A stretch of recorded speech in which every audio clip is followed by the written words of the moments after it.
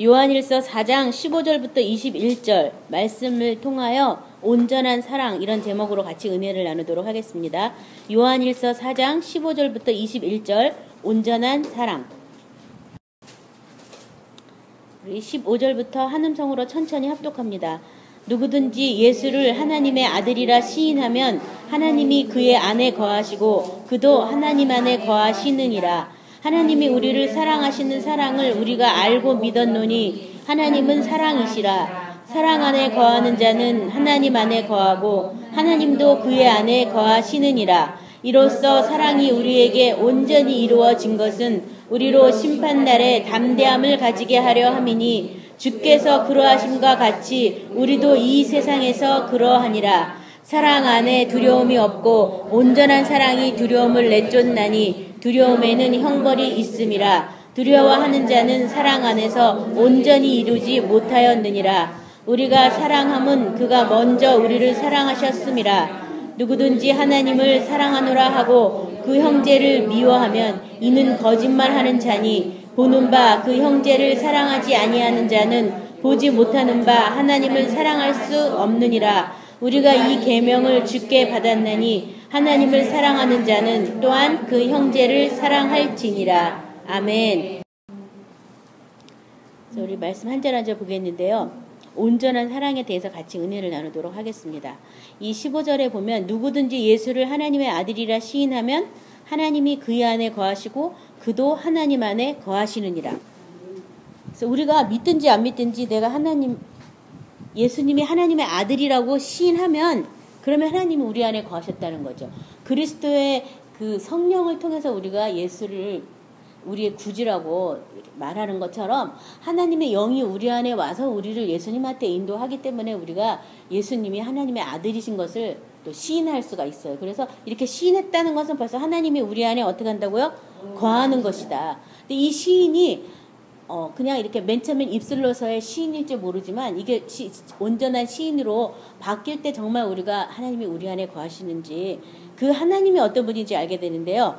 이 요한일서 5장 4절부터 6절에는요. 무릇 하나님께로부터 난 자마다 세상을 이기니라. 세상을 이기는 승리는 이것이니 우리의 믿음이니라. 예수께서 하나님의 아들이심을 믿는 자가 아니면 세상을 이기는 자가 누구냐? 이는 물과 피로 임하신 이시니 곧 예수 그리스도시라. 물로만 아니요 물과 피로 임하셨고 증언하는 이는 성령이시니 성령은 진리니라.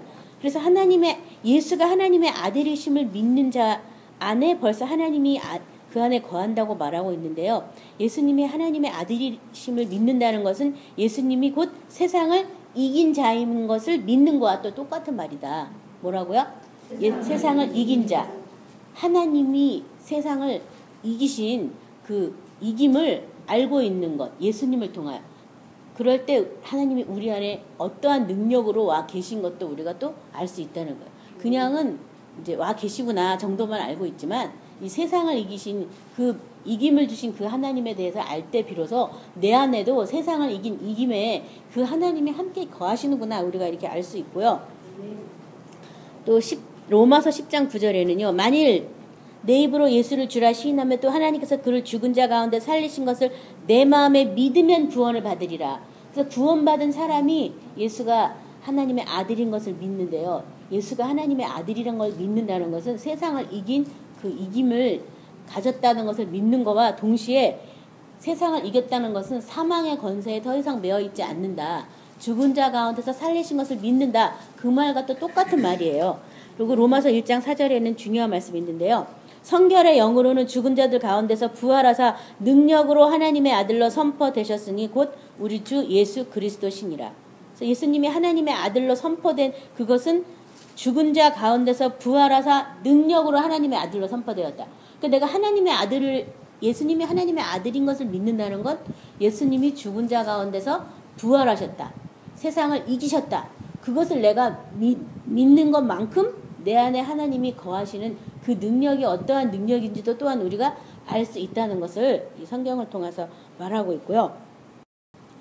그 다음에 그 하나님이 구체적으로 우리와 같이 거하시는 것을 우리가 어떻게 더 자세히 알 수 있느냐. 16절 보면 하나님이 우리를 사랑하시는 사랑을 우리가 알고 믿었노니 하나님은 사랑이시라. 사랑 안에 거하는 자는 하나님 안에 거하고 하나님도 그의 안에 거하시느니라.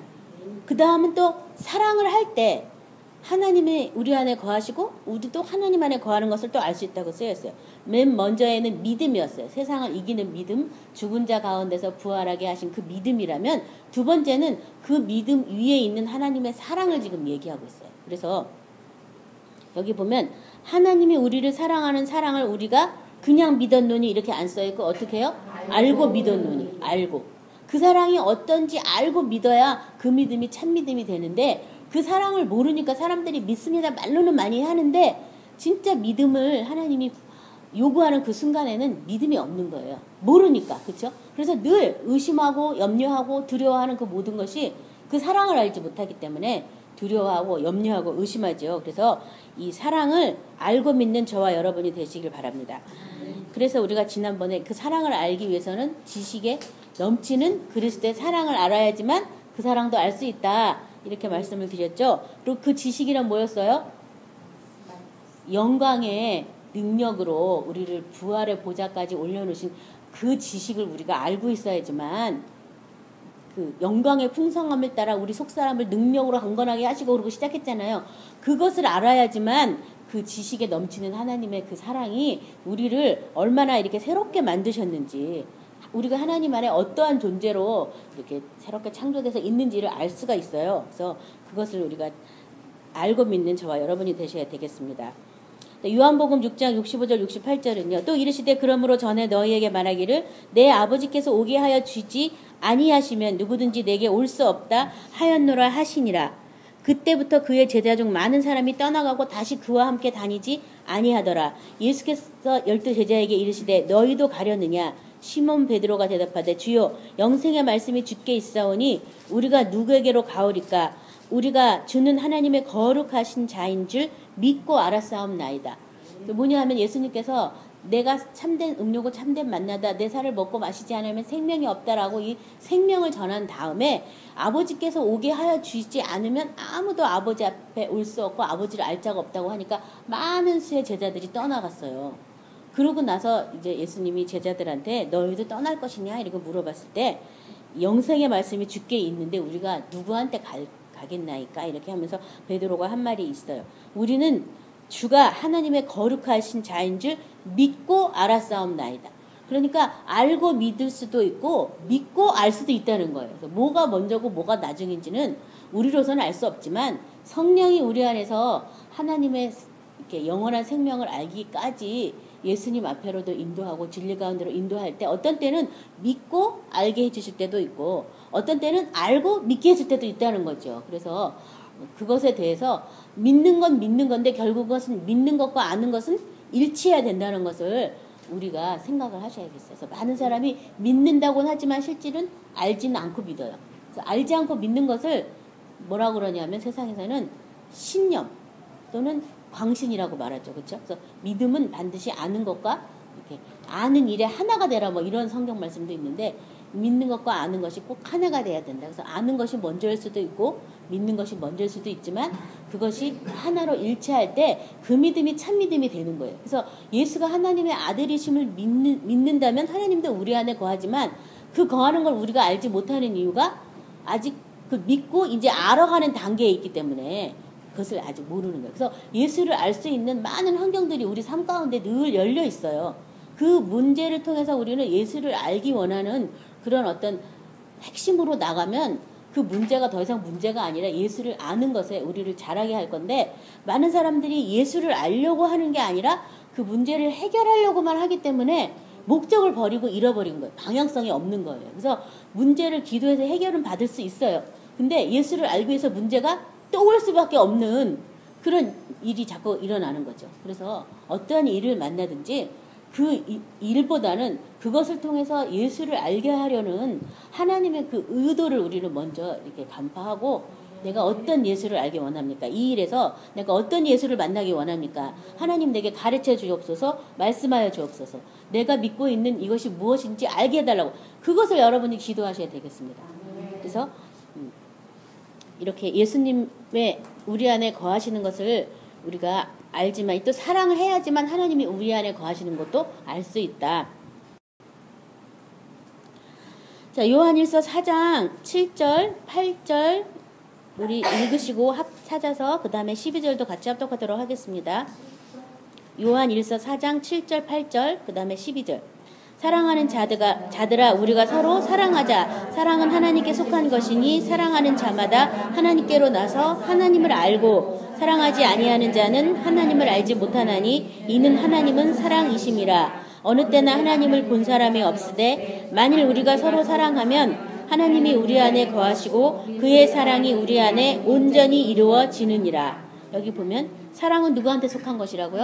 하나님께 속한 것이라고. 그래서 많은 사람들이 또 착각하던 것이 사랑하라 그러면 자기 마음대로 사랑하는 또 이게 있어요. 근데 이 사랑은 누구한테 속했냐면 하나님께 속했어요. 그래서 하나님께 물어보고 사랑해야 된다는 거예요. 그래서 많은 사람들이 그냥 내 방식대로 사랑하기 때문에 사랑하면서 행복한 게 아니라 사랑하면 할수록 오히려 마음에 더 힘든 거죠. 그 사랑의 가치를 인정해주지 않는다든가 내가 사랑한 것만큼 그 사랑을 반응을 보이지 않으면 이제 마치 함정에 빠지고 올무에 빠진 것처럼 힘들어하는 거예요. 그래서 사랑을 내 사랑으로 하면 힘들어요. 누구 사랑으로 하냐면 하나님께. 사랑을 어디에 속해 있다고요? 하나님께. 그래서 늘 하나님께 하나님 저 사람을 어떻게 사랑할까요? 하나님 저 사람을 어떻게 사랑할까요? 그걸 가서 물어보셔야 돼요. 어떻게 사랑할까요? 그러고 물어본다면 하나님이 먼저 그 사람을 나한테 이해시키는 일을 하세요. 안 물어봐서 이해를 못하는 거예요. 근데 내가 물어본다면 하나님의 입장에서 그 사람을 어떻게 보는지 나한테 이해를 시켜줘요. 그러면 이해가 되면 그 사람이 용납이 돼요. 이 사랑은 이해하고 그 다음에 용납하게 돼요. 용납하면 그 사람이 어떤 단계로 나가냐면 불쌍한 단계로 넘어가요. 긍휼한 단계로 넘어가요. 긍휼한 단계로 넘어가면 그제서야 아유 내가 그냥 사랑해야겠다 이런 생각이 나는 거예요. 이거예요. 우리가 어린아이가 자랄 때 얘가 아무것도 모르는 애를 너는 왜 못하는가 왜 못하는가 이러면 얘가 아무것도 못 배우고 못 자랄 거예요. 근데 얘에 대해서 우리는 맨 처음에 뭐였냐면 이해했어요. 얘는 이제 막 태어나서 아무것도 못하는 애기 때문에 뭔가 내가 가르쳐야지만 되겠구나 해서 이해를 해서 몇 번 넘어지더라도 계속 칭찬해주고 계속 격려해준 거예요. 근데 막 넘어질 때마다 너는 그것도 못 걷니? 너는 왜 못 뛰니? 막 이러면 얘가 걸음말 어떻게 배우겠어. 그렇죠? 근데 그럴 때마다 이해해 준 거예요. 괜찮아 괜찮아 또 할 수 있어 또 할 수 있어 잘할 수 있어 계속 이해해 준 거야. 그러니까 용기를 얻어가지고 아장아장 걷기 시작하잖아요. 그래서 걸었다 혹시 넘어지더라도 너는 왜 바보같이 다쳤니? 딴 애는 다 멀쩡한데 이러는 부모 없어요. 다친 데는 없니? 얼마나 아프니? 이 상처는 곧 날 거야. 이제 조심해라 이러면서 이해했으니까 그 다음에는 이제 잘 살피는 거죠. 그 상황을 그 아이에 대해서 막 뭐라고 징계를 안 하죠. 그렇죠? 그것처럼 사랑을 우리가 안 해본 게 아니라 이미 다 해봤어요. 해봤는데 그걸 잃어버린 거예요. 살다 보니까. 그래서 그걸 다시 다 회복하시면 되겠어요. 그래서 맨 처음에 하나님 어떻게 사랑할까요? 그러면 상대방을 이해하게 해주시고 이해하고 나면 그 사람이 어떤 처한 행동에 대해서 용납하게 돼요. 그래서 용납하면 이 사람이 이렇게 발사할 수 없는 상황에서 살았구나. 이 사람의 생각은 바뀌지 않는 이상은 이렇게밖에 생각을 못하고 이렇게밖에 행동을 못하는구나. 그렇다면 이 사람의 생각을 바꿔주고 이 사람의 마음을 바꿔주는 걸 먼저 한 다음에 이 사람이 바뀌길 원해야지 생각도 안 바뀌고 마음도 안 바뀐 사람한테 행동이 바뀌라 그건 아니잖아요. 그렇죠? 그래서 그 다음에 이제 긍휼하게 여기는 단계로 이제 바뀌는 거죠. 그래서 이제 자꾸 불쌍히 여기면서 잘할 수 있어 그런 생각 하지 않을 수 있어 좋은 생각을 할 수 있어 또 생각을 자꾸 이렇게 바꿔줘야 되죠. 그렇죠? 저도 예전에 저희 어머님이 꼭 가면은 맨날 형제들 욕을 그렇게 해요. 그래서 첫째 아들 둘째 아들 셋째 아들 다 이렇게 틈을 갈라놔요. 그래서 내가 하나님 이렇게 한 귀로 듣고 한 귀로 다 쏟아버리게 해주세요. 그리고 기도를 하고 가도 눌려와요. 집에 올 때는 안 좋은 얘기를 하도 많이 들어오고 그리고 나 스스로도 막 고정관념을 갖게 되는 거야. 나는 아직 경험도 안 한 그 일에. 그래서 이제 막 기도를 하니까 하나님께서 우리 어머니가 그렇게밖에 살 수 없었던 삶을 쫙 보여주시더라고요. 그래서 우리 어머니가 그렇게밖에 살 수 없었구나. 그렇다면 어떻게 할 것인가? 내가 그 얘기를 계속 들을 것인가? 아니다. 내가 가서 어머니의 생각을 바꿔줘야겠다. 그래서 어머님이 그런 얘기 할 때마다 자꾸 이렇게 얘기를 바꿨어요. 어머님 근데 어머님 우리 아버님이 뭐가 좋아서 결혼했어요? 막 내가 이놈의 직비석에 시집와가지고 막 이런 얘기 시작하면 어머니 근데 우리 아버님 어디가 그렇게 좋아서 시집하셨어요? 뭔가 좋은 건 있었잖아요. 하면서 막 그런 얘기를 하니까 그럼 또 좋았다는 생각이 나죠. 막 또 좋았다고 얘기하더라고. 어머니 첫째 낳았을 때는 어땠어요? 막 이러면서 자꾸 좋았던 얘기를 자꾸 제가 이제 한 거예요. 그러니까 어머님도 나랑 있으면 과거의 생각이 좋은 거예요. 좋았던 걸 물어보니까.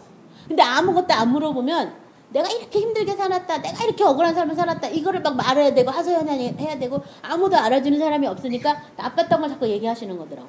그래서 이제 그렇게 자꾸 바꾸니까, 그래서 나중에는 어머니 교회에서 은혜 받으셨을 때는 어때요? 막 그걸 내가 다 물어보니까 어머님이 또 막 성령 충만했던 때를 막 침틀어가면서 또 막 얘기를 하시고 막 이러더라고. 그래서 이제 그렇게 자꾸 바꿨어요. 그러니까 어머니랑 얘기를 해도 별로 좋은 얘기를 하고 오니까 별로 제가 안 지치더라고요. 안 힘들더라고요. 그래서 아, 우리 어머니도 좋았던 때가 참 많이 있었구나, 이제 이렇게 생각을 했는데요. 아무튼 이 상대방을 내가 이해해야지만 그가 하는 모든 행동이 내가 용납이 돼요. 용납돼야지만 불쌍한 생각이 드는 거야. 이해하지 않을 때는 저 사람 왜 저렇게 행동하는 거야? 왜 저런 거야? 왜 나한테 이렇게 자꾸 이렇게 나도 이렇게 피해 당하는 그런 생각이 들거든요. 그래서 하나님께 속한 사랑이니까 하나님 저 사람 어떻게 사랑할까요? 이것을 물어보고 그 다음에 하나님이 보여주시는 그 그림을 통해서 그 사람이 이해하시기 바랍니다. 그래서 이렇게 하나님의 이 사랑을 우리가 한다면 이 사랑하는 자마다 하나님께로 나서 하나님을 아는 것이다. 그래서 이 사랑하는 것은 하나님의 사랑으로 사랑하는 자는 하나님께로 나서 하나님을 아는 사람이다. 그러니까 내가 하나님으로부터 다시 태어났다는 것을 내가 하나님의 사랑을 받아서 하면서 이제 알게 되는 거예요. 그래서 정말 하면서 하나님은 정말 이렇게 긍휼이 풍부하신 하나님이시구나, 이렇게 불쌍히 여기시는 하나님이시구나. 그래서 정말 사랑하지 못하는 사람을 하나님의 도움으로 이해하고 사랑하게 될 때 하나님의 그 사랑의 깊이를 또 우리가 보게 되죠. 그리고 나 역시도 그렇게 많은 허물이 많고 나 역시도 그렇게 까칠한 존재였음에도 불구하고 하나님의 그 사랑 때문에 이만큼 변화됐구나, 이것을 또 알게 되는 거예요. 그래서 이 사랑을, 하나님께 속한 사랑을 함으로 하나님의로부터 난 자임을 깨닫는 저와 여러분이 되시기 바랍니다. 이 8절에는 사랑하지 아니하는 자는 하나님을 알지 못한다고까지 얘기하고 있어요. 자, 그리고 이 사랑을 하면 이 12절에 어느 때나 하나님을 본 사랑이 없을 때 만일 우리가 서로 사랑하면 하나님이 우리 안에 거하시고 그의 사랑이 우리 안에 온전히 이루어지느니라. 서로 사랑하다 보면 하나님이 우리 안에 거하시고 하나님의 사랑이 우리 안에 또 온전히 거한다고. 그러니까 내가 사랑하려고 맘먹고 사랑하기 시작하다 보면 하나님의 사랑을 계속해서 공급해줘서 그의 사랑이 나한테 온전히 이루어지게 된다라고 말하고 있어요. 그러니까 처음 시작은 내가 사랑을 할 것이냐 안 할 것이냐 결단이에요. 별거 없어요. 결단하시면 돼요. 사랑하지 못할 사람 아무도 없어요. 그렇죠? 하나님이 죄인 되었을 때부터 우리를 사랑했기 때문에 이 세상에서 형벌 받을 인간도 하나도 없고요, 심판 받을 인간도 하나도 없어요. 예수님이 다 담당하셨기 때문에 누구든지 사랑할 수 있어요. 그래서 그 사랑을 우리가 통해서 온전한 그 하나님의 사랑 안에 나가는 저와 여러분이 되시기 바랍니다. 요한일서 3장 23, 24절은요. 그의 계명은 이것이니 곧 그의 아들 예수 그리스도의 이름을 믿고 그가 우리에게 주신 계명대로 서로 사랑할 것이니라. 그의 계명을 지키는 자는 주 안에 거하고 주는 그의 안에 거하시나니 우리에게 주신 성령으로 말미암아 그가 우리에게 거하시는 줄을 우리가 아느니라. 이 계명을 지켜 행할 때 너희가 나를, 요한복음 14장에도 너희가 나를 사랑하였다면 내 계명을 지켰을 것이다. 그리고 내 계명을 지키는 자는 아버지께서 기뻐하셔서 그에게 나를 나타낼 것이고 아예 처소를 옮길 것이다 라고까지 얘기를 한 것처럼 이 계명을 지킬 때, 그럴 때 우리는 하나님이 우리 안에 거하시고 우리도 하나님 안에 거하는 줄 알게 된다는 거예요. 왜냐하면 이 사랑이 하나님께 속한 사랑이기 때문에 그렇다는 거예요. 그래서 난 하나님이 내 안에 거하고 있는지 잘 몰라. 있는 것도 같고 아닌 것도 같아. 그 얘기는 뭐예요? 내가 사랑의 계명 안에 있으려고도 했다가 안 있고 막 이런다는 얘기잖아요. 그렇죠? 내가 그 계명 가운데 있는다면 언제든지 이것을 알 수 있다는 거예요. 그래서 저는 그런 생각했어요.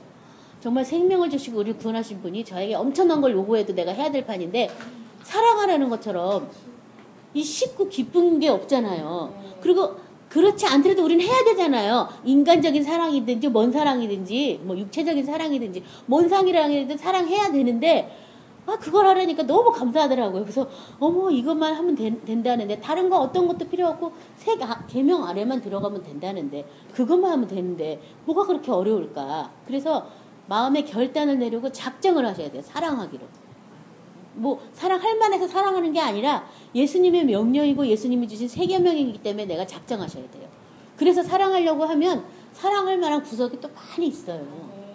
사랑 안 할래니까 죄다 미워 보이지, 사랑하려고만 맘먹으면 그렇게 다 이뻐 보이고 귀한 게 다 보여요. 그래서 이 예수님 안에 거하는 저와 여러분, 이 계명 안에서 주님 안에 있는 것을 확실히 깨닫기를 바랍니다. 자, 17절에 이로써 사랑이 우리에게 온전히 이루어진 것은 우리로 심판날에 담대함을 가지게 하려 함이니 주께서 그러하심과 같이 우리도 이 세상에서 그러하니라. 그래서 사랑이 우리에게 온전히 이루어졌다면 그 다음은 어떤 결과가 일어나느냐.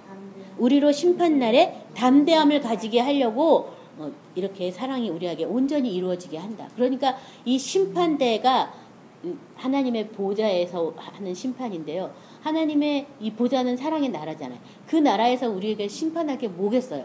사랑했느냐 안 했느냐, 이것을 심판하겠죠. 내가 너에게 부어준 그 새 생명, 예수 그리스도 안에 있는 아버지의 생명, 그 영원한 생명, 다른 말로 말하면 참사랑, 사랑으로 네가 사랑했느냐 안 했느냐, 이것을 심판받는 거예요. 저와 여러분이 뭐 다른 많은 것들을 심판받는 줄 알지만 결국은 그것을 하나님을 사랑해서 사랑했느냐 안 했느냐, 이것을 심판받기 때문에 이 사랑이 우리에게 온전히 이루어졌다면 심판날에 우리가 담대함을 갖는다라고 이렇게 말하고 있습니다. 자, 요한일서 2장 3절부터 5절 말씀 우리 찾아서 같이 합독하도록 하겠습니다. 요한일서 2장 3절부터 5절입니다.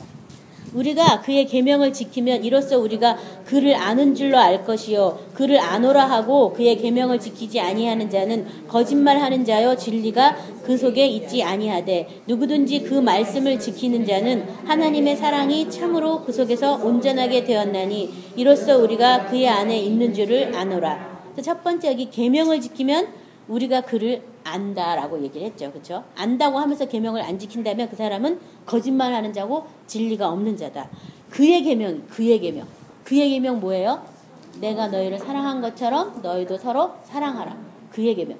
아버지께서 구약의 모세와 그 유대인에게 준 10계명이 아니라 그의 계명을 지키면 이렇게 그를 알게 된다라고 말하고 있고요. 또 이 그의 계명이 나중에 5절에는 그의 말씀을 지키는 자로 또 바뀌었어요. 그렇죠? 그래서 그의 말씀을 지키는 자는 하나님의 사랑이 참으로 그 속에서 온전케 되었다.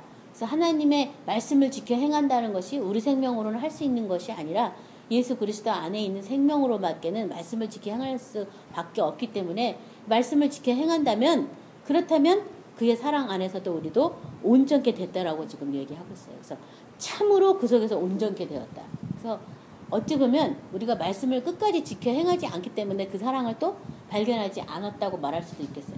내가 정말 뭐 이 세상이 변하고 뭐 산들이 무너지고 뭐 광풍이 불고 바닷물이 요동칠지라도 내가 하나님의 말씀대로 행할 것이다라고 결단을 하고 그대로 한다면 그 사랑을 또 발견할 수가 있어요.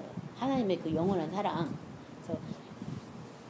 그래서 그 사랑 안에서 온전하게 되는 저와 여러분이 될 줄 믿습니다. 요한일서 3장 21, 22절은요. 사랑하는 자들아, 만일 우리의 마음이 우리를 책망할 것이 없으면 하나님 앞에서 담대함을 얻고 무엇이든지 구하는 바를 그에게서 받나니 이는 우리가 그의 계명을 지키고 그 앞에서 기뻐하는 것을 행함이라. 그래서 이 하나님 앞에 이 담대함을 가지면 무엇이든지 구하는 바를 받는데, 하나님 앞에 그 담대함은 어디서부터 온다고요? 그의 계명을 지키고 그 앞에서 기뻐하는 것을 할 때 이 담대함을 얻는다는 거예요. 하나님 앞에 담대함이 없는 거예요. 그대로 안 사니까. 늘 죄송한 마음으로. 왜 살면 되지? 왜 죄송한 마음은 갖고 왜 안 사는지. 살면 되잖아요. 그렇죠? 그래서 우리가 그런 사람 있잖아요. 번번이 약속을 어기고 계속 미안하다고. 미안하지 않으면 약속 지키면 되잖아요. 그렇죠? 그거와 똑같은 거죠. 그렇죠? 그래서 하나님의 사랑 안에 내가 행하고 하나님이 기뻐하는 바를 하면 담대함을 갖고 하나님 앞에 뭘 구해도 다 응답받는데, 그걸 안 하면서 죄송하지만 꼭 이것만 응답해달라고 뭐 이런 이상한 기도 할 필요 없잖아요. 그렇죠? 그래서 아무쪼록 이 하나님의 계명을 지키고 하나님이 기뻐하는 그것들을 행하는 저와 여러분이 되셔서 무엇이든지 구하면 얻는 그런 담대함이 하나님 앞에 있기를 사모하시기 바랍니다. 18절에요. 사랑 안에 두려움이 없고 온전한 사랑이 두려움을 내어 쫓나니 두려움에는 형벌이 있음이라. 두려워하는 자는 사랑 안에서 온전히 이루지 못하였느니라. 이 말씀이 있습니다. 자, 이 두려움, 사랑 안에는 두려움이 없고 온전한 사랑이 두려움을 내어 쫓는다. 그래서 하나님의 능력을 알지어다 하나님의 얼굴을 구할지어다 막 성경에 그런 시편 구절들도 많이 있고 그 능력을 날마다 선포하라 뭐 시편에 보면 하나님의 능력과 하나님의 얼굴을 구하고 선포하고 그것들을 열방에 알게 하고 빛을 비추고 그런 성경 구절이 무척 많이 있어요. 근데 하나님의 그 사랑을 모른다는 게 내가 사랑 안에서 행하지 않기 때문에 모르기 때문에 이 두려움이 있는 거예요. 많은 사람들이요. 그래서 이제 어디라도 조금 아프면 저도 옛날에 그랬지만 죽을까 하노라 이 사탄에게 속아가지고 죽을까 하노라 거기 빠지는 거죠. 하나님의 사랑을 떠났기 때문에. 그래서 어떤 문제를 만나면 살 생각을 하고 하나님의 도움을 구하고 하나님이 내게 능력 주실 것을 기다리는 게 아니라 이러다 안 되면 어떡하지 이러면서 또 죽을까 하노라 자꾸 글리 가는 이유가 하나님의 그 사랑을 모르기 때문에요. 그래서 여기 지금 온전한 사랑의 두려움을 내어 쫓는다고. 두려움에는 형벌이 있다고. 그래서 계시록 끝에도 보면 두려워하는 자마다 둘째 사망의 해를 받는다라고 쓰여 있어요. 이 두려움 그냥 나는 두려워 이런 말 사람들이 쉽게 하는데요. 그 얘기는 나는 둘째 사망의 해를 받을 거야. 그 얘기는 난 심판에서 나는 나고자가 될 거야. 이 말하고 똑같은 말이에요. 두려워할 수도 없는 거예요. 저와 여러분은. 왜냐하면 예수님이 죽을 때 같이 죽은 거예요. 죽은 사람이 뭘 두려워하겠어요. 생각해 보세요. 사람이 죽는 순간에 용서 못할 사람이 어딨고 죽는 순간에 포기 못할 게 뭐가 있겠어요. 다 포기하고 아무것도 가져갈 수도 없는데 그쵸? 단 한 가지 후회할 게 있다면 뭘 후회하겠어요? 사랑하지 못한 걸 후회하겠죠. 그쵸? 그처럼 이 두려움이 이미 예수님과 함께 우리 옛사람, 첫사람은 죽었기 때문에 이 두려워하는 그 모든 것에서 우리는 자유로워졌어요. 아무것도 두려워할 게 없는 거예요. 죽었는데 뭐가 두려워요. 그쵸? 그래서 이제는 두려움이 없는 하나님의 사랑 안에서 다시 태어나서 하나님 사랑 안에서 이렇게 우리가 가동돼야 돼요. 그래서 많은 사람들이 지금 뭐 말세다, 곧 주님이 오신다. 어떤 사람 뭐 이제 지금 벌써 뭐 나팔을 몇 번째 나팔을 불고 있다. 사람들의 성경 해석에 따라 뭐 여러 가지 말들이 많이 있어요. 그렇죠? 많이 있는데 그런 것도 하나 두려워할 필요가 없어요. 내가 온전한 사랑 안에 거한다면 이미 심판을 면하고 하나님의 그 나라 안에 있는데 뭘 두려워하겠어요. 그렇죠? 하나님께서 이 환난을 면하게 해주시고 우리를 또 그곳에 들어가지 않도록 보호하시는 그 보호하심이 있거든요. 그래서 그것은 말세에 이 세상을 심판하기로 하나님이 작정하신 작정이지 구원받아서 하나님의 자녀가 된 사람을 심판하려고 하는 작정은 아니라는 거죠. 근데 그것을 내가 아직 준비를 안 했으니까 자꾸 그쪽을 신경 쓰는 거예요. 근데 내가 하나님의 사랑 안에서 온전히 됐다면 그것을 신경 쓸 필요는 없잖아요. 그렇죠? 세대가 이렇게 돌아가는구나. 그렇게 우리가 알고 그 세대에 하나님이 우리를 보호하시는 그 보호하심 속에 내가 더 큰 보호하심에 있겠구나. 이렇게 생각하면 되는 거거든요. 자, 어디 보시냐면요. 계시록 3장 8절부터 10절 말씀 보도록 하겠습니다.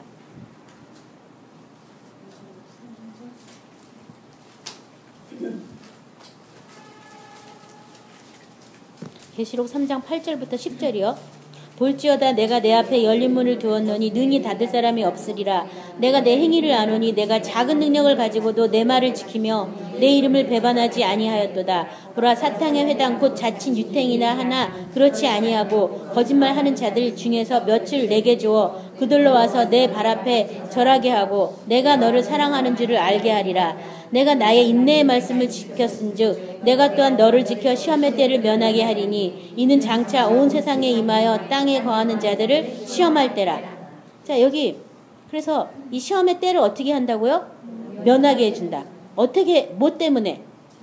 나의 인내의 말씀을 지켰기 때문에 시험의 때를 면하게 해주겠다. 인내의 말씀. 이 말씀을 지켜 행한다는 게 인내가 필요한 거예요. 인내가요.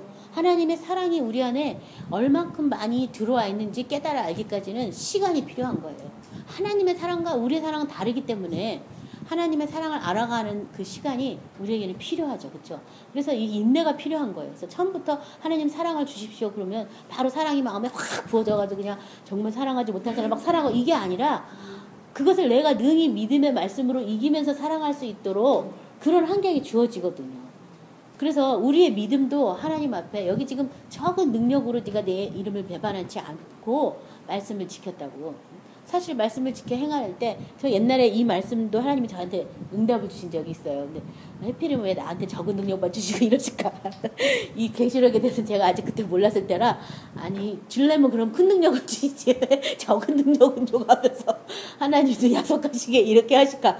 그런데 제가 나중에 이 계시록을 보면서 은혜를 또 다시 받는 그때 오니까 그래 말씀을 지켜 행할 때 우리에게 주신 능력은 비록 작은 능력이지만 하나님께서 그 능력을 의지하고 우리가 하나님 말씀을 배반하지 않은 그것을 하나님께서 그것 때문에 다른 사람과 우리 사이에 차별을 두시고 그것 때문에 하나님이 우리를 특별히 여기셔서 하나님 자녀로 삼아주시는 거거든요. 그래서 이게 작은 능력이라고 하셨구나. 하나님이 주신 큰 능력으로 큰 사역을 하는 거하고 이 말씀을 지켜 행하는 건 별개라는 거예요. 별개예요. 하나님이 성령이 오셔서 육체에 부어줘가지고 그냥 하나님의 성령이 이끌려서 큰 사역을 하고 큰 능력을 행하는 게 자기 능력이에요? 아니잖아요. 이것은 하나님이 주신 능력이잖아요. 이 말씀을 지켜 행하는 건 우리의 어떤 자기 자유의지에 의해서 하는 거니까 이건 다 작은 능력이라는 거예요. 큰 종이나 작은 종이나 큰 능력을 행하는 거나 작은 능력을 행하는 누구든지 이거 다 작은 능력이라는 거예요. 그래서 내가 그렇군요. 이러면서 제가 너무 철이 없어서 옛날에 그런 생각도 했습니다. 그래서 회개할 생각도 나는데 아무튼 내가 이 하나님 말씀을 행해야 되겠다라는 그 마음만 가지면 그래도 적은 능력이라도 줘서 이것을 행할 수 있도록 계속 하나님이 우리를 단련시키고 연단시켜서 청금처럼 만들어 주신다는 거죠. 그래서 이 인내의 말씀을 지켰을 즉 이 시험의 때를 또 면하게 해준다고. 이 말세에 오는 시험뿐만 아니라 크고 작은 시험도 우리에게 많이 와요. 살면서 그렇죠? 많이 오지만 어떨 때 이것을 면하게 해준다고요? 인내의 말씀을 지켰을 때. 근데 사람들이 말씀을 안 지키면서 이 시험의 때만 면하게 하려고 그렇게 열심히 노력을 하는데 헛되고 헛된 일을 하는 거죠. 헛되고 헛된 일. 그래서 기도를 해도 응답을 못 받고 헤매는 사람 많이 있어요. 근데 그렇게 하지 말고 작은 말씀이라도 내가 지켜 행할 때 그래, 오늘부터 나는 무슨 일이든지 나는 항상 감사하는 이걸 할 거야. 날마다 감사할 거야. 결정을 하고 날마다 감사하면 감사하지 않은 나쁜 일이 와도 그 감사 때문에 그때가 이렇게 넘어가는 거죠. 그렇죠? 면하게 해준다. 면하게 해준다는 게 감하여 준다. 뭐 이런 뜻하고도 또 비슷해요. 그래서 지나가긴 지나가지만 쉽게 지나가는 거 쉽게 어렵지 않게 그렇게 이렇게 인내의 말씀을 지켜 행하는 저와 여러분 되시기 바랍니다. 그래서 성경에서는 로마서 8장 15절에 너희는 다시는 무서워하는 종의 영을 받지 아니하고 양자의 영을 받았으므로 우리가 아빠 아버지라 부르짖느니라. 그래서 무서운 종의 영을 받지 않았다는 거예요. 받지 않았다는데 왜 받은 것처럼 자꾸 이렇게 행동을 하는지 받지 않았다고 성경에서 말하고 있어요. 양자의 영, 하나님의 아들이 되는 영을 우리가 받은 거예요. 그래서 아들이면 아들답게. 그래서 아까 우리 권사님이 나눔해 주셨는데요. 하나님의 아들이면 명령하시고 선포하셔야 되는 거예요. 잘못된 걸 바로 잡아줘야 되는 그것이 사랑이에요. 당분간은 오해를 하고 욕을 먹더라도 바로 잡아줘야 돼요. 그래서 저도 어떤 때 이렇게 막 구역 식구들 있으면 좀 센 말로 해요. 집에 가면 이 사람 시험 들었을 것 같아요. 근데 그렇게 안 하면 이 사람 정신 안 차리니까 센 말 해요. 그리고 집에 가서 저도 같이 기도해요. 시험에 안 들고 그 말 때문에 이 사람이 정신 차리게 해달라고. 그래도 그게 또 먹히는 사람이 있고 아예 안 먹히는 사람도 있어요. 아예 듣기를 꽁꽁 막은 사람도 있어요. 고집불통이에요. 안 듣는 사람도 있어요. 아무리 말해줘도 그래 너 떠들어라. 나는 내 길을 가렸나 뭐 이런 사람도 있긴 있는데 여러분 좀 쓴소리도 항상 좋은 역할만 할 수 있는 건 아니잖아요. 그렇죠? 때로는 쓴소리도 하는 것 하나님이 사랑하는 자마다 책제질하는 것처럼 우리도 이게 똑바로 안 가는 것 같으면 그거 좀 이상하다. 그거 좀 고쳐야 되겠다. 말하시기 바랍니다. 그래서 내가 아들의 영을 받은 것을 믿으시기 바랍니다. 그래서 하나님의 아들이라면 예수님도 얼마나 당당해요. 죄인들한테 이 겉과 속은 회칠한 무덤이 오면서 얼마나 당당하게 바리새인이고 누구한테 가서 말하는 거 성경에 다 나와 있잖아요. 이 독사의 자식들아 막 나오잖아요. 그렇죠? 그렇게 하셔야지 돼요. 그래서 저도 막 옛날에 막 이상한 전화가 와가지고 이 독사의 자식아 했더니 그 사람이 무서워서 전화 확 끊더라고. 갑자기 전화를 해가지고 예수 믿는 것 제가 할렐루야고 받았거든요. 그랬더니 예수 믿는 것들 어떻게 하면서 막 예수 믿는 사람 욕을 하는 거예요. 그래서 내가 듣다가 이 독사의 자식아 그랬더니 갑자기 전화를 네, 그렇게 예수님도 그렇게 하셨으니까 우리 하나님의 아들로서 우리도 아들의 삶을 사시기 바랍니다. 19절에 우리가 사랑하면 그가 먼저 우리를 사랑하셨습니다. 요한일서 4장 10절에 사랑은 여기 있으니 우리가 하나님을 사랑한 것이 아니요 하나님이 우리를 사랑하사 우리 죄를 속하기 위하여 화목제물로 그 아들을 보내셨습니다. 자, 여기 지금 사랑은 여기 있다. 하나님이 사랑한 것이다. 하나님이 아들을 화목제물로 우리에게 보내셨다. 그래서 저와 여러분도 사랑하기 위해서 뭐가 돼야 되냐면요. 화목제물이 되셔야 돼요. 그래서 이 그리스도 안에서 우리를 새로운 피조물로 하나님이 만들어주셨는데 그 뒷절에 보면 우리를 화목케 하는 직책을 줬다. 또 이런 얘기가 있어요. 그래서 이 화목은 세상과 세상과의 화목이 아니라 하나님과 사람과의 화목이에요. 그래서 하나님이 우리를 보는 그 눈높이로 내가 다른 사람도 보는 그것이 화목이에요. 많은 사람들이 또 화목이라 그러면 좋은 게 좋은 거야 막 이러면서 죄를 짓고 있어도 좋은 게 좋은 거야. 근데 그게 화목이 아니라는 거예요. 하나님의 눈높이에 우리의 눈높이가 하나가 되는 그 화목 있잖아요. 그래서 하나님과 눈높이가 같이 하나 되는 그런 화목이 우리 안에 있어야 되고 다른 사람도 또 그렇게 봐줘야 돼요. 그렇게 하기 위해서 예수님도 화목제물이 되셨어요. 그러니까 저 여러분도 내가 새로운 피조물로 됐다면 다른 사람도 새로운 피조물로 인정해줘서 그렇게 봐줘야 돼요. 그래서 아직 안 됐지만 어머 당신은 그런 사람이 아니야. 당신은 예수님 안에서 존귀한 자야. 당신은 하나님의 형상이 그 안에 있어. 이러면서 자꾸 축복해주고 복을 빌어주고 그걸 하셔야 되는 거예요. 그래서 그 사람이 그 형상 안에서 깨어날 수 있도록 아유 내가 당신 그럴 줄 알았어. 막 이런 식으로 그런 식으로 얘기를 해가지고 옛사람으로 막 몰아가면 그 사람은 무너질 수밖에 없어요. 소망이 없기 때문에. 그래서 어떻게 하든지 그 안에 하나님의 형상을 일깨워주는 그런 저와 여러분이 되셔야 되겠어요. 그래서 정 안다면 어렸을 때 애들 자라면 어릴 때 얘기해서 그런 얘기 저 애들 키울 때 하잖아요. 막 애들이 포기하고 나시면 야 네가 옛날에 얼마나 노력 많이 했는지 아니? 너 걸으려고 몇 달 연습했는지 알아? 너 포기할 수 없어 너는. 넌 얼마든지 할 수 있어. 이러면서 막 용기를 줘가면서 하면 애들이 또 내가 그랬나? 내가 그런 사람인가? 이러면서 작심삼일을 하려다가도 다시 또 힘을 내는 거예요. 그렇게 하여튼 막 총동원해서 아이들을 이제 남편이든지 주위 사람들을 하나님의 형상으로 회복하도록 도우셔야지 돼요. 그래서 먼저 내가 회복돼야 다른 사람을 도울 수 있겠죠. 그렇죠? 그래서 내가 먼저 고침을 받고 그다음에 또 다른 사람을 그렇게 회복시켜주는 저와 여러분이 되시길 바랍니다. 20절에 보면 누구든지 하나님을 사랑하노라 하고 그 형제를 미워하면 이는 거짓말하는 자니 보는 바 그 형제를 사랑하지 아니하는 자는 보지 못하는 바 하나님을 사랑할 수 없느니라.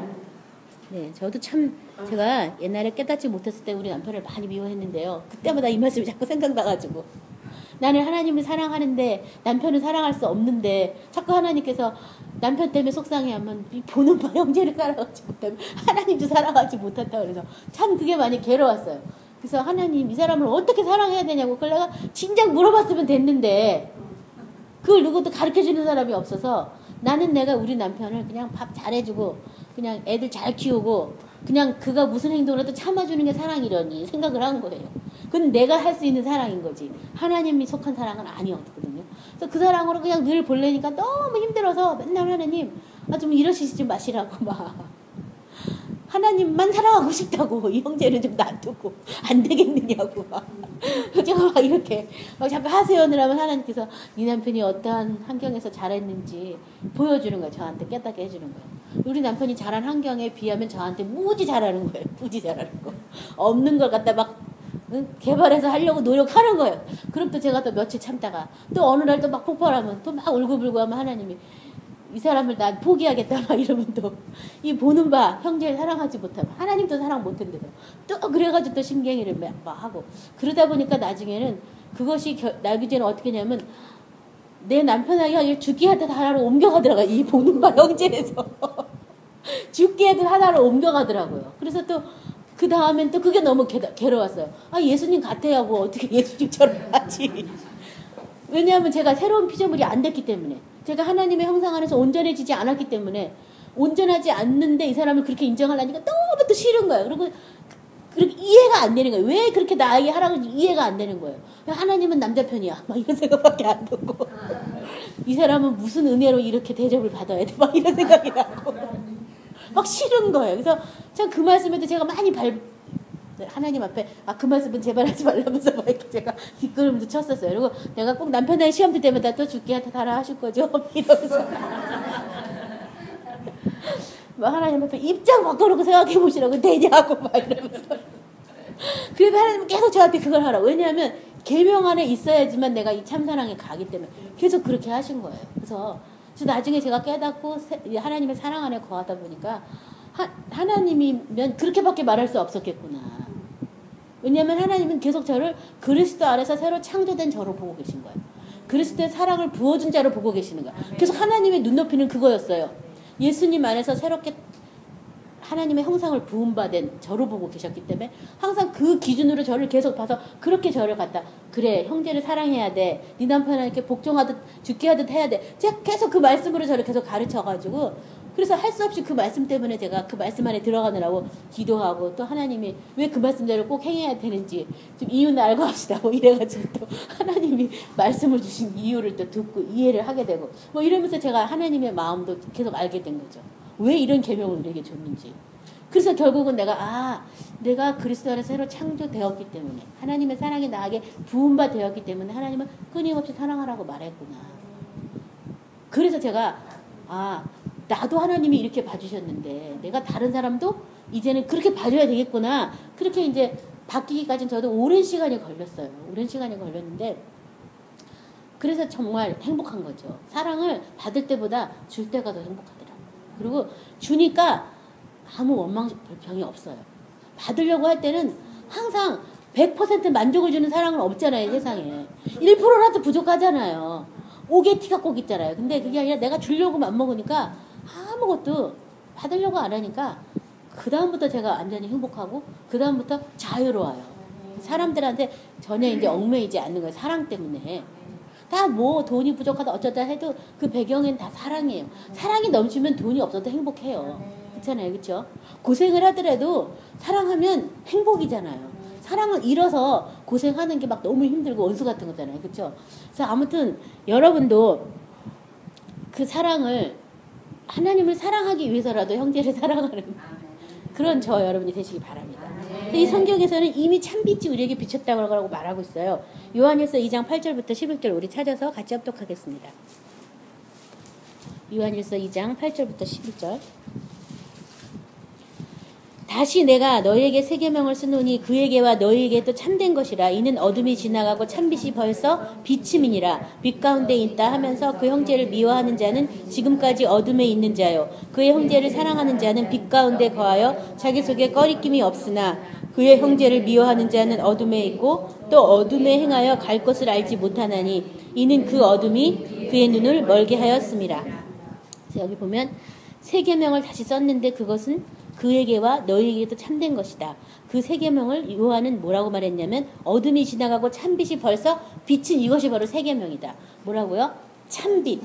빛은 빛인데 참빛이다. 참빛. 이 참빛은 결국 다른 말로 말하면 사랑의 빛이다. 사랑의 빛.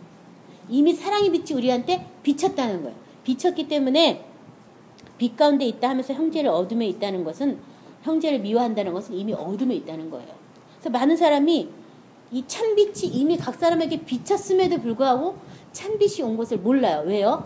어둠이었기 때문에 빛이 왔지만 어둠이 깨닫지 못했다고. 내가 어둠의 안에 있기 때문에 참빛은 이미 왔는데 못 깨닫는 거예요. 많은 사람이 그런 문제도 있어요. 남을 사랑하기 전에 자기 자신도 사랑 못하는 사람도 많이 있어요. 먼저 내가 하나님 안에서 어떻게 구원받아서 새로운 피조물이 돼서 하나님의 아들이신 그 예수의 피가 나한테 얼마만이 그 피값이 있는지를 먼저 믿으셔야 돼요. 나를 예수님 안에서 새로운 피조물로 사랑할 수 있는 사람만이 다른 사람을 또 그렇게 사랑할 수가 있어요. 근데 많은 사람이 이 구원도 헛되이 받고 은혜도 헛되이 받아요. 내가 예수님 안에서 보통 사람이 아니에요. 하나님의 아들을 생명을 대신 주고 갑으로 산 사람이에요. 보통 사람이 아니에요. 나는 나를 사랑해야 돼요. 예수님의 피값 때문에. 그래서 종종 자기에게 선물하세요. 나쁜 거 아니에요. 그래서 저희 아이가 성경을 한번 일독을 이제 했다고 아빠한테 말했는데요. 우리 장모님은 성경을 아주 좀 꼼꼼히 읽는 분이에요. 말씀을 막 되새김하면서. 그래서 아직 자기가 처음부터 끝까지 다 못 읽었대요. 다 못 읽었는데 딸이 이제 올해 이제 일독을 봐서 끝났다니까 너무 축하한다면서 네가 성경을 읽었구나 막 이러면서 막 케이크를 사주고 막 잔치를 벌려주더라고. 그래서 내가 넌 좋은 아버지 맡아서 너무 좋겠다니까. 아니 아빠가 자꾸 이렇게 하니까 내가 뭐 처음 성경을 읽은 것 같고 좀 이상하다고 막 걔가 그러는 거예요. 그래서 야 아빠 마음에 얼마나 이게 부럽고 그랬으면 이렇게 너한테 성경을 한 번 읽었다고 케이크를 사주고 이렇게 막 꽃다발을 해오고 막 케이크를 해오고 막 그거 막 동네 사람한테 소문낼 판이에요. 우리 딸이요 벌써 성경을 다 읽었대요. 막 이럴 판이어서 여보 어디 나가서 그러지 말라고. 얘가 성경 처음 읽은 애처럼 얘를 이상한 애 만들지 말라 했더니 아니 내가 너무 기뻐서 그래 막 이러더라고. 근데 우리 애도 자기가 이제 일찍 다 읽은 거잖아요. 연말까지 읽어야 되는데 자기 스스로 자기가 기뻐서 이제 자랑한 거예요. 그래서 너는 충분히 상 받을 만한 자격이 있어. 누가 읽으란 것도 아니고 네가 알아서 정시에 이렇게 읽은 거니까 너는 그래 상 받을 만한 자격이 있다. 그래서 걔를 이제 막 축복을 해준 거예요. 그래서 그것처럼요. 뭔가 이렇게 축복할 건수가 있으면 자녀를 축복하세요. 또 뭔가 축복할 건수가 있으면 남편을 축복하세요. 나 자신도 뭔가 내가 축복할 건수가 있으면 축복하세요. 네가 이걸 깨달았어. 야, 너 대단해. 막 이러면서. 하나님은 그러신 분이거든요. 우리를 보배롭고 존귀하게 여기시는 거예요. 그래서 많은 사람들이 첫 번째 자기를 사랑하지 않기 때문에 병들어요. 그리고 사탄이 자꾸 와가지고 우리를 학대하게 만들어요. 나 자신을 미워하게 만들어요. 내가 마치 쓸모없는 존재처럼. 야, 너 뭐 별거 있냐? 너 믿음 있다 해도 뭐 작심삼일이지. 네가 뭐 맘먹은다고 되냐? 이런 마음이 먼저 찾아오는 거예요. 그건 다 어디서 온 거냐 하면 사탄으로부터 온 마음이야. 내 마음도 아니고 아버지의 마음도 아니야. 그건 사탄으로부터 온 마음이야. 그래서 그런 마음들은 다 어떻게 되냐면 물리쳐야 돼요. 떠나가라, 물러가라 이렇게 자꾸 해줘야 돼요. 그런 다음에 내가 정말 예수님 안에서 정말 가치 있고 보배로운 자다. 하나님이 나를 그렇게 보신다.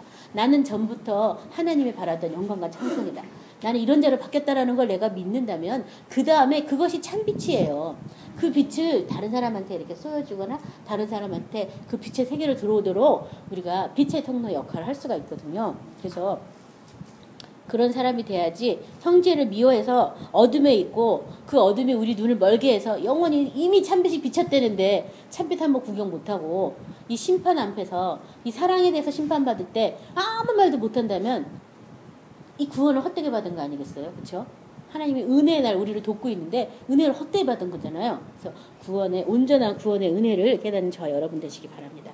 하겠습니다. 우리가 이 계명을 주께 받았나니 하나님을 사랑하는 자는 또한 그 형제를 사랑할지니라. 이것으로 이제 계명은 끝났고요. 갈라디아서 6장 2절에 너희가 짐을 서로 지라 그리하여 그리스도의 법을 성취하라. 짐을 서로 지라. 그래서 믿음이 좋은 사람은 믿음이 약한 사람의 약점을 담당하라. 이런 성경 구절도 있어요. 그래서 믿음이 없다고 그 사람을 비판하고 정죄할 게 아니라 그 사람의 약한 믿음을 내가 뭐해요? 담당해 주는 게. 그것이 서로 짐을 지라는 거예요. 다른 말로 말하면 그 사람이 아직 새로운 피조물로 된 걸 몰라가지고 옛사람으로 헤매고 있을지라도 내가 새로운 피조물로 계속 봐주고 인정해 주는 게 뭐냐면 짐을 서로 지는 거예요. 이게. 그 사람이 아직 못 깨달았을 뿐이잖아요. 깨닫도록 자꾸 도와주는 거예요. 이게 짐을 서로 지는 거예요. 그래서 내가 자꾸 그렇게 인정해주면 성경에 대접받고자 하는 대로 남을 대접하라 이런 말이 있듯이 내가 새로운 피조물로 그 사람을 자꾸 대접해주면 그 사람도 어떻게 결국엔 나를 새로운 피조물로 계속 또 대접하게 되는 거예요. 그래서 그 사람도 새로운 피조물이 되는 거죠. 나를 대접함으로. 그래서 서로 짐을 지는 저와 여러분이 되시기 바랍니다. 요한일서 3장 10절부터 16절 말씀 우리 읽고 말씀을 마치도록 하겠습니다. 요한일서 3장 10절부터 16절입니다. 이러므로 하나님의 자녀들과 마귀의 자녀들이 드러나나니 무릇 의를 행하지 아니하거나 또는 그 형제를 사랑하지 않은 자는 하나님께 속하지 아니하니라. 우리가 서로 사랑할지니 이는 너희가 처음부터 들은 소식이라. 가인같이 하지 말라. 그는 악한 자에게 속하여 그 아우를 죽였으니 어떤 이유로 죽였느냐. 자기 행위는 악하고 그 아이의 행위는 의로움이라. 형제들아 세상이 너희를 미워하여도 이상히 여기지 말라. 우리는 형제를 사랑함으로 사망에 옮겨 생명으로 들어간 줄 알거니와 사랑하지 아니하는 자는 사망 안에 머물러 있느니라. 그 형제를 미워하는 자마다 살인하는 자니 살인하는 자마다 영생이 그 속에 거하지 아니하는 것을 너희가 아는 바라. 그가 우리를 위하여 목숨을 버리셨으니 우리가 이로써 사랑을 알고 우리도 형제들을 위하여 목숨을 버리는 것이 마땅하니라. 여기 하나님의 자녀와 마귀의 자녀가 있죠. 마귀의 자녀는 어떤 사람이에요? 형제를 사랑하지 않고 의를 행하지 않는 사람이 다 마귀 자녀다. 그러니까 많은 사람들이 교회 다니지만 자기는 하나님의 자녀라고 믿고 있어요. 근데 믿고만 있을 게 아니라 믿는 것이 아는 걸로 바뀌어야 되는 거죠. 그렇죠? 알지 못한다면 자기도 모르게 사탄하고 짝해서 마귀 자녀 노릇 하는 거죠. 그렇죠? 그래서 이 하나님의 아들이라면 아까 사랑으로 행한다면 하나님께로 나서 하나님을 안다고. 이 사랑하지 않으면 하나님의 자녀가 될 수 없다라는 것을 이렇게 이 성경을 지금 꼭 집어서 말씀하고 있어요. 그래서 형제를 사랑함으로 사망에서 옮겨 생명으로 옮겨졌다고. 그래서 그것을 믿으셔야 되겠어요. 그 다음에 사랑하지 않으면 여전히 어떻다고요? 사망에 머물러 있다고. 그리고 그 형제를 위해서 뭐 하라고요? 목숨을 버리는 것이 마땅하다. 그래서 이 목숨을 버리라는 것이 그 형제에 대해서 내가 죽어야 된다는 거예요. 아무것도 바라지 말고 오히려 복을 빌려라고 성경은 써 있잖아요. 오히려 아무것도 바라지 말고 복을 빌라. 복을 우리에게 유업으로 주기 위해서 그렇게 했다고. 그러니까 복 비는 자로 그 사람한테 복을 빌어주는 그런 사람이 되기 위해서는 그 형제를 위해서 내가 어떻게 해야 되냐면 죽어야 돼요. 내가 조금이라도 그 형제에 대해서 살아있다면 복이 나가기 전에 뭐가 나가요? 저주가 나가고 화가 나가고 혈기가 나가겠죠. 그렇죠? 죽으셔야 돼요. 죽고 그래 내게 있는 거는 축복하고 사랑하는 건세밖에 없어. 다른 건세 나한테 없어. 이것은 다 예수님이 죽을 때 나도 죽어서 나머지는 이렇게 하면서 오늘부터 어떻게 축복할까 어떻게 사랑할까 이것을 연구하시기 바랍니다. 그리고 특별히 기도할 때 내가 정말 예수님의 사랑 안에서 온전하게 되기 위해서 나 자신이 어떠한 존재인지 내가 나를 먼저 사랑하는 사람이 돼야 되겠어. 나를 사랑하지 못한다면 그것도 회개하세요. 예수의 피값을 내가 헛되이 받고 있는 거거든요. 그래서 회개하시고 그다음에 또 다른 사람을 내가 어떤 이유로든지 사랑하지 못한다면 사망에게 내가 지금 속고 있는 거예요. 그 속임에 대해서 또 내가 이제 아까 우리 권사님이 막 자다가도 막 이를 갈았다고 너무 화가 나서 그것처럼 여러분 사단을 쫓아내기 위해서는요 이를 갈아야 돼요. 그냥 나가라 해서 나가는 게 아니에요. 내가 정말 깨달으면 이가 갈립니다. 내가 뭐 이런 거나 다 속았어 진짜. 내가 이거 뿌리를 확 뽑아가지고 어떻게 하든지 뭐 이런 생각이 날 때 이 사단도 떠나가는 거지. 그냥 떠나보낼까 떠나가라 뭐 이래서 나가는 게 아닙니다 여러분. 그래서 내 안에 정말 그런 정말 복음의 핵심을 깨닫고 정말 내 안에 이 사탄과 내가 다시는 짝하지 않도록 내가 정말 나의 사랑의 나라에 살고 있어. 너 어디다 대고 거짓말이야 뭐 이렇게 좀 세게 바뀌도록 우리 기도하도록 하겠습니다. 다 같이 기도하겠습니다.